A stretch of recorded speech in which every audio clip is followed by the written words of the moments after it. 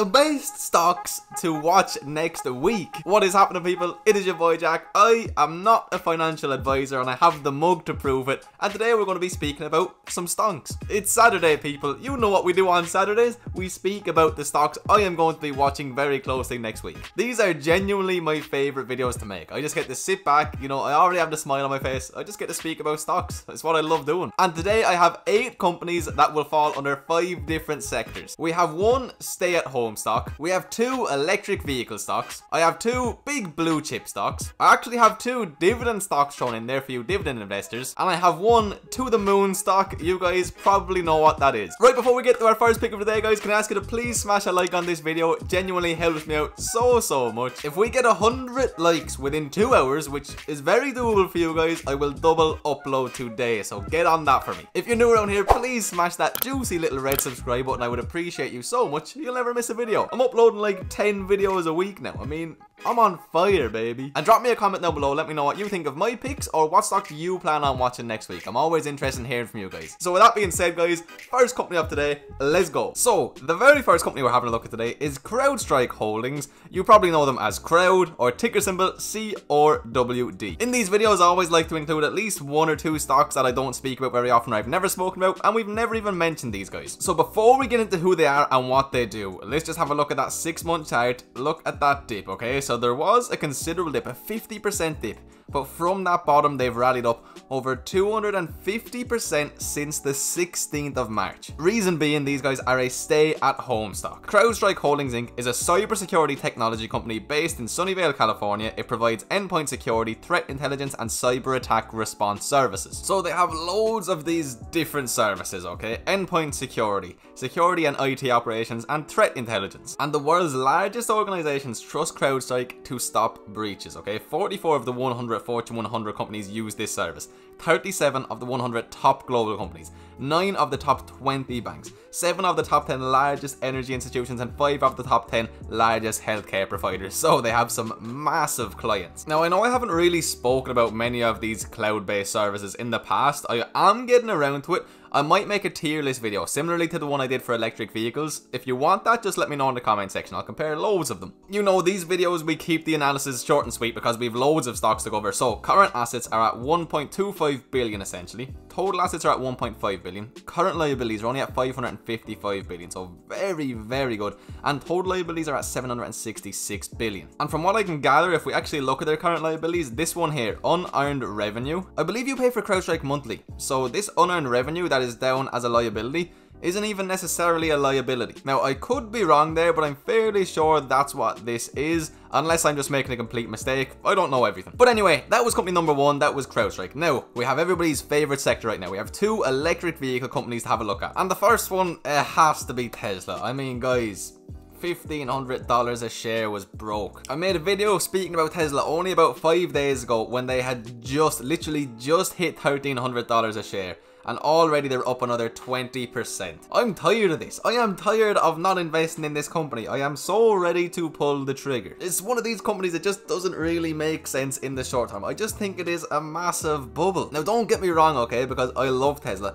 I love the company. I love everything that they do. I love their prospects. I love their mission. I love everything. And I believe that one day they're going to be a whole lot more than $1,500 a share. But surely even the biggest Tesla bull can understand why I would be somewhat wary getting into the company after some sort of a 327% gain since March 18. Surely even the biggest Tesla bull can understand that, you know, realistically, Tesla could come back down to $600-700 a share at some stage, whether it be in the short or medium term. It's not like we haven't seen 50% jumps many times, okay? In the last 6 months alone, there's a 50% move. We go down here, there's a 50% move. From here, there's a 100% move. From here, boom, 124%. It's a very volatile company, okay? And although, don't get me wrong, I do think in the medium to long term, this is a great price point.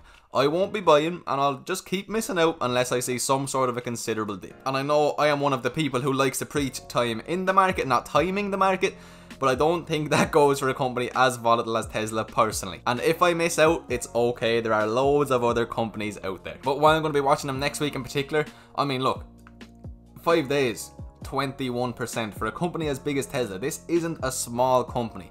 That is huge. I mean, their market cap is now at 286 billion people. It is getting massive. And right now, they're on the verge of joining the prestigious S&P 500 stock market index, which would obviously be a fantastic thing for the company. So, I mean, one part of me wants to think logically and think, you know, at some stage, there will be a considerable dip, and I think even the Tesla bulls can agree with me. But the other part of me just wants to get involved, and I am this close to getting involved. So I'm actually going to start becoming one of these people who keeps up to date with the Tesla news, who has a look at what's going on. I'm going to become one of those guys. So you can probably expect more Tesla videos from me. But anyway, that was Tesla. On to our second EV company. We're having a look at Workhorse. And hear me out. I love the look of this company, okay? Now, it's not like me to buy a company who goes up 500% in the span of a few weeks. And since then, 27% of that value has been taken away so far. And in the interest of transparency, I'm in this company. Now, I only have 15 shares and I am pretty much at exactly break even. I really love the look of this company, both short and medium term. Right now, okay, there is a bid for this. There's a bid for a program that could award up to $6 billion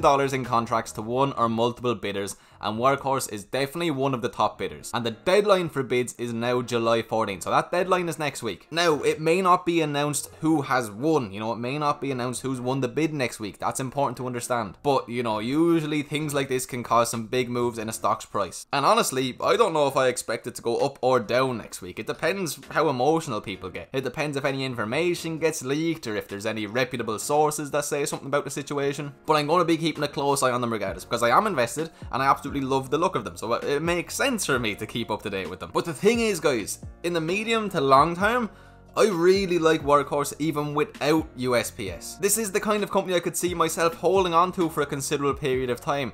Now, the thing is, it's definitely high risk, you know? I'm not ignorant, and I understand a lot of people are in this for the short term because they think that when this USPS contract comes through, it's going to shoot up to maybe $25 to $30 just at the snap of a fingers. In the short term, absolutely anything can happen with a company like this. At the end of the day, it's a relatively small company. Right now, market cap 1.07 billion. Employees, only 118 million. Not 118 million employees, 118. And this was, and still is to an extent, a relatively struggling company. Workhorse has taken big loans from multiple investment firms to stay alive, and has sold its drone division and sold the EV pickup truck IP to its former CEO, whose new startup Lordstown Motors bought an old General Motors plant.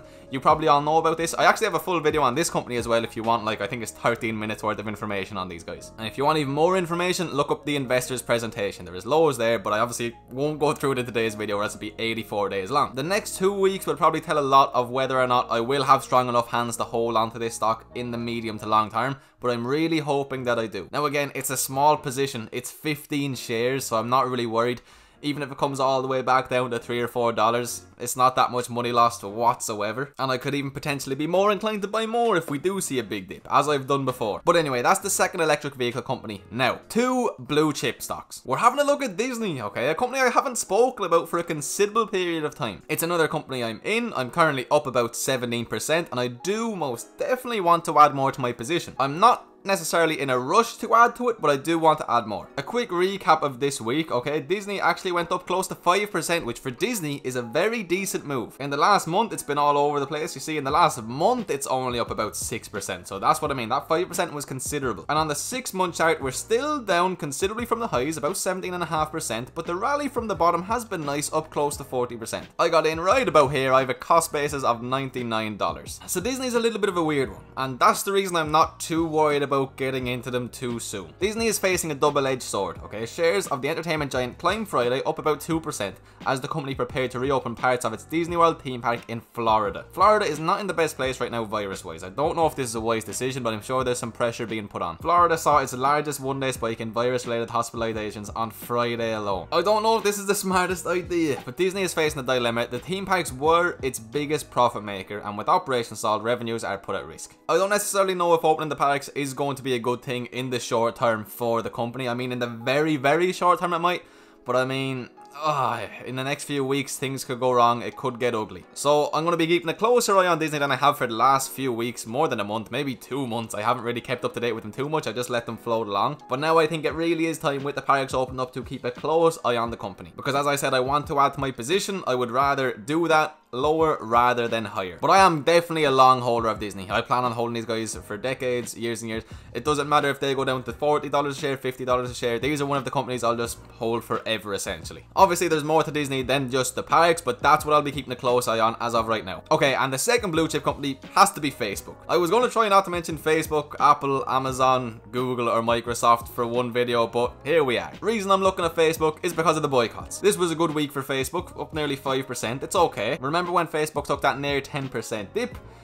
It's been a lovely little recovery. Now, I've spoken about this boycott so many times, so I'm just going to keep it really short and simple. It didn't affect Facebook at all. They've come back literally a week or two later and made all-time highs. Advertisers need Facebook. It's the best place to advertise. It's the cheapest, most efficient, most effective. They need Facebook. And most of Facebook's revenue comes from the smaller businesses or the medium-sized businesses. You might think that the massive businesses would be a massive, driving force for ad revenue, but there's a lot more small to medium-sized ones. So losing a few big names like Coca-Cola here and there for a month is okay. I think everybody who did boycott Facebook was smart. They essentially got free advertising because everybody's speaking about them. They get some good press, they get some free advertisement. It's a win-win, except for Facebook. But it didn't even matter. It doesn't change their long-term fundamentals, it doesn't change my long-term outlook. I still absolutely love them, and I honestly just plan on buying more, as I do pretty much every week or two. But just let this be a lesson that bad news doesn't always justify a big dip. Okay,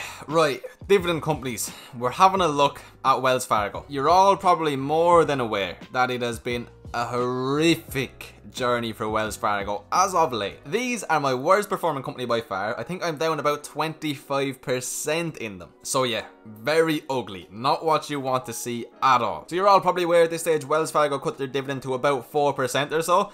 This wasn't surprising to me at all. I said this in previous videos. I wouldn't be surprised if they halved or completely cut their dividend. So it being halved, still at about 4%, still a nice dividend. Now we can see that they had a nice little 5.95% day on Friday. But when you see a company get hit this hard, it's not uncommon to see 5, even 10% days in the company. It doesn't really mean as much as it would with other companies who are doing well. Right now, Wells Fargo trades 73% of its tangible book value compared to more than 100% for its large cap peer banks. Wells Fargo second quarter earnings come out next week. That's why I'll be watching them next week. And some analysts are saying that it's going to be better than initially expected, which could hopefully lead to the stock's price going up a little bit, which would make me feel somewhat better about holding this company. But this definitely is a very long-term hold for me, and it is also a dividend company that pays a decent rate and has a history of paying massive rates. And banks in general are encouraged by the government to do stock buybacks and to increase the dividend as much as possible. So when things are going well again, I would hope that they could get back up to a really nice dividend, 7, 8, 9+%. Bring some stock buybacks into the situation and ultimately pay us back the money that we're losing right now. We've seen it down here around the $23 to $24 point a few times, and it does tend to bounce off there. And we've also seen it hit around $30 to $33 a few times as of late. So personally, I'm hoping that we get better than expected earnings and that finally starts to move this stock price up a little bit and fill people with a little bit more confidence. And then ultimately in the short term, I'm hoping that we can break through about $33, $34 a share and continue that upwards movement, but only time will tell. Definitely not one for everybody, definitely not one I'm not comfortable investing too much more in the short term, but it is one that I do still plan on holding on to for a very long time. When I started investing in bank stocks, both these guys and JPM, I fully acknowledged the fact that there was a high potential that my money could in the short term go down, in hopes that in the long term it will go up a lot more than your average company. Okay, and the other company, okay, we're having a look at AT&T, because to be honest with you guys, I'm still a little bit surprised that it is down at these levels. So on the 6-month chart, still down about 21%. This is a company who didn't really do much. I mean, they dropped down what, probably about 30%. And since then they've gone up about 12.5%. It's been a very uninteresting company in general. Again, I have a small position in AT&T. I have 10 shares. I think I'm down 7 or 8%. That dividend yield right now pretty much covers that. I just think this is a good price point, to be honest. Something important about AT&T, okay? They've had a poor 5 years. AT&T has gone down 15% in the last 5 years. But if you were to reinvest dividends, it was actually a 12% gain. So still very poor. Like 12% in 5 years is by no means good. But I just think at these kind of prices, if you are to reinvest those dividends, the odds of you losing money, in my opinion, is very low. Now obviously anything can happen. It has been a very bad 5 years in general, but we were on a nice little run in 2019. I can't say there's a particular piece of news I'm waiting for or I'm looking at. I just think it's a good price overall. Okay, and we have one more company we want to have a look at today. Why did I hold up 2 fingers? I said it's a to the moon stock, baby. I wasn't lying. We're having a look at Virgin Galactic Holdings, ticker symbol SPCE. I made a full video on these guys only yesterday, and I absolutely love them. I only have 25 shares and I'm up pretty much 25%, so it's been okay so far. I wish I had more, but it is what it is. What people need to understand about Virgin Galactic, okay, is look at these last 5 days. That move upwards, beautiful. You know, 16%, most of which literally happened in a day, okay? Everybody's happy. And yeah, you should be happy. You made some money. This could so easily see a red day of 10 to 15% as well, so don't get cocky. We see it a lot, okay? In the last month, there's the 15% up day. We lost 10% in the span of 2 days. We just saw that 15% up there. The next day we're down a little bit. It's a very volatile company, and the reason I want to watch them is because, as I just said, I wish I bought more, and I actually did plan on buying more last week, but for whatever reason I just didn't. And so although I'm happy to be up 25%, I understand that in the short term there's a high potential that I will actually be down in this stock, so I want to keep an eye on them and buy them if those red days are to come, because ultimately I want to have a good few shares in this company. This one is a little bit more speculative in nature. A lot of things have to go right for us to make a lot of money, but if they do go right, we're going to make a lot of money. If everything goes wrong, we'll lose a bit of money. And that is the 8 companies I personally am going to be keeping an eye on next week. Boom! I do hope that you guys enjoyed, and hopefully I was able to put something interesting on your radar to keep your own eyes on next week. I just want to say thank you all so much for the support lately. Genuinely, it's been crazy. It feels like only yesterday we hit 10,000 subs. We're already approaching 11.5k. The growth is absolutely mental, and I absolutely love it. The fact that this is now my job, I was able to quit my job to pursue this, it makes me so happy. You know, I wake up, I'm recording my video, I'm going to record another video today, then I get to study. I mean, it's amazing, and I'm so appreciative to all of you for this opportunity. So not only do I get to give you guys content, but you guys are giving me a whole lot as well, so thank you. But with that being said, guys, I hope that you all have an absolutely fantastic day. Please like the video if you haven't yet, it helps me out so much. I will see you later on for the next video. Peace.